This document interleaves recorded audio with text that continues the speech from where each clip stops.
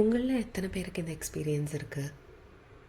இப்போ நம்ம ஒரு ஸ்கூலில் படிக்கும்போது, எஸ்பெஷலி இந்த ஸ்கூல் டேஸில் நம்ம கொஞ்சம் டாக்கட்டிவாக இருந்துட்டா, நம்ம மார்க் கம்மியாக வாங்கிட்டா, நம்ம லாஸ்ட் பெஞ்சராக இருந்துட்டா, அவ்வளோதான்.